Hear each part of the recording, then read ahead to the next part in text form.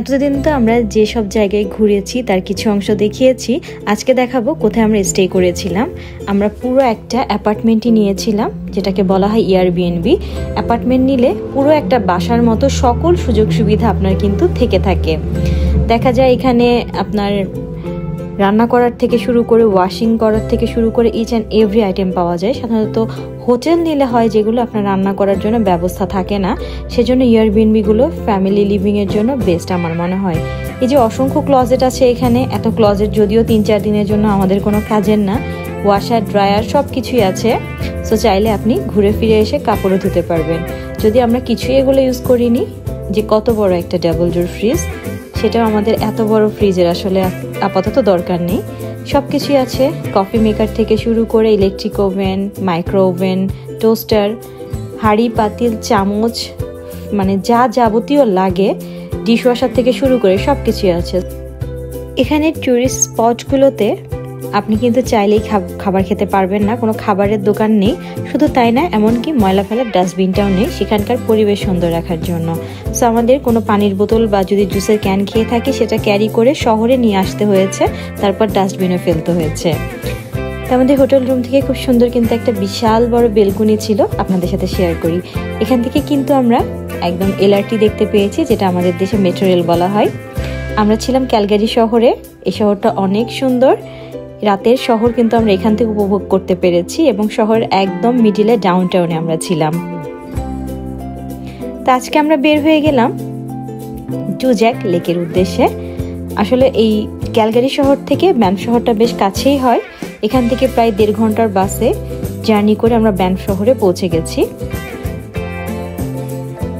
গেছি আমরা টুজ্যাক লেক। এটা অনেক রিনাউন্ড একটা স্পট এখানকার।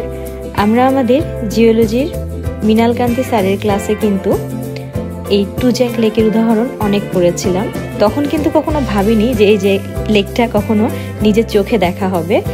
তো দেখে খুব ভালোই লাগলো। আমি অনেক কিছু না আমার স্টাডির সাথে রিলেট করতে পারি এখানে আসার পরে। আর এখানকার প্রাকৃতিক দৃশ্য নয়নাভিরাম। মূলত এই লেকটা আমি যেটা খেয়াল করেছি যে এটা অনেকটা, যদিও এটা পাবলিক স্পট, বাট অনেকটা প্রাইভেটের মতো ইউজ হচ্ছে। সবাই একদম একান্তে ফ্যামিলি টাইম এখানে স্পেন্ড করছে, যে যার মতো টেন্ট নিয়ে নিয়েছে। তারপর এরা কিন্তু এই নৌকাগুলো, যে কায়াকিং এর জন্য যে বোটগুলো আর কি, সেগুলো বাসা থেকেই ক্যারি করে। সো ফ্যামিলি ওয়াইজ ফান করতেছে, ছোটখাটো পিকনিকের মতো করছে, তাদের পেটসগুলো নিয়ে এসছে। মানে একদম আমি প্রাইভেট বিচের ফিলিংস পেয়েছি এই জায়গাটায় এসে। এরা সামারে কিভাবে ফ্যামিলি টাইম এনজয় করে এগুলো না আমাদের দেখতেও ভালো লাগে। আমাদের কাছে অনেক কিছু নতুন অভিজ্ঞতার মতো আর কি। আসলে এরা খুবই ফ্যামিলি ওরিয়েন্টেড হয়, এই জিনিসটা না খুবই ভালো লাগে। এদের ফ্যামিলি বন্ডিংটা অনেক ভালো, যদি সেটা ভালো হয়ে থাকে।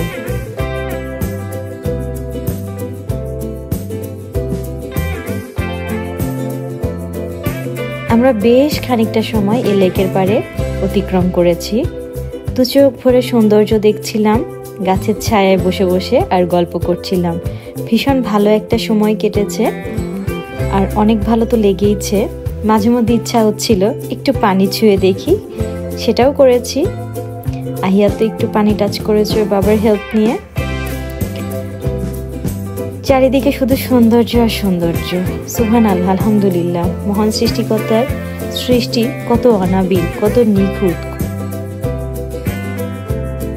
আমরা অনেক আর্লি মর্নিং এখানে এসেছিলাম, তবে যেটা খেয়াল করলাম বেলা 11টার পর থেকে কিন্তু এখানে পার্কিং স্পট পাওয়াটা অনেকটাই কঠিন। অনেক গাড়ি এসেছে কিন্তু তাদেরকে ঘুরিয়ে দেওয়া হয়েছে, কারণ এখানে আর পার্কিং স্পট নেই।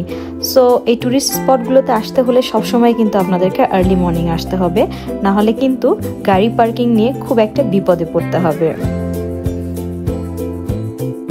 এখন আমাদের ফেরার পালা, ফেরার সময় হয়ে গেছে।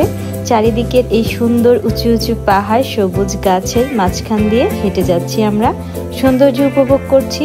আসলে যাওয়ার সময়ও কোনো ক্লান্তি নেই, সৌন্দর্য দেখতে দেখতে যেন আমরা ক্লান্ত হয়ে গিয়েছি। কাল আবার কথা হবে।